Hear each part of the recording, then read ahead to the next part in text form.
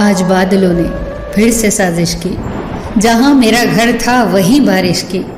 अगर फलक को जिद है बिजलियां गिराने की, तो हमें भी जिद है वहीं आशियां बनाने की। जिंदगी है तो मुश्किलें तो होंगी ही, समस्याएं तो होंगी ही। जिंदगी को जिंदा दिली से जीना है तो समस्याओं का सामना करना ही होगा। वो मुर्दे ही होते हैं जिनके पास समस्याएं नहीं होती। मुश्किलों से घबराकर दुबक जाने का नाम जिंदगी नहीं है। एक बागीचे में एक नन्हा सा फूल था, घास का फूल, दीवार की ओट में ईंटों से ढका हुआ, सब तरफ से सुरक्षित।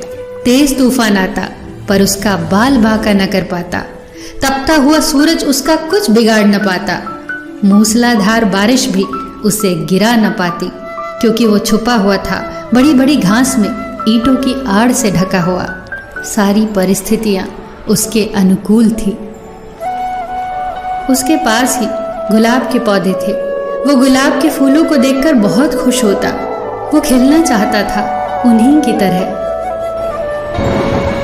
एक दिन उसने अपने साथी घास फूलों से कहा, मुझे भी खिलना है गुलाब के फूल की तरह, महकना है इन्हीं की तरह।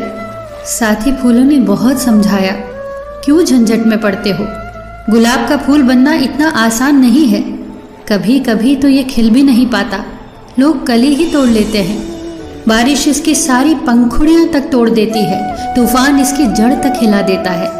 तू बहुत सुरक्षित है। जानता है, हमारे कुछ पूर्वजों ने भी यही गलती की थी, गुलाब का फूल बनने की गलती, पर परिणाम भयंकर हुए। तू जैसा है बिल्कुल सही है, अपनी औकात में रहे। इस पर घास के फूल ने कहा, मैं कभी भी सूरज से मिल नहीं पाता, बारिश से संघर्ष नहीं कर पाता, तूफानों से लड़ नहीं पाता। इस पर उसके साथियों ने कहा, तो अच्छा ही है ना, जरूरत क्या है इसकी, हम ईंटों की दीवार की आड़ में आराम से जीते हैं। मगर घास का फूल नहीं माना। उसने भगवान से तपस्या की और वरदान मांगा, हे भगवान, मुझे गुलाब का फूल बना दे। और अगले ही दिन वो गुलाब का फूल बन गया। और फिर शुरू हुआ उसका संघर्ष। जोर से आंधियां चलने लगी और उसके प्राण का रुआं रुआं तक कांप गया।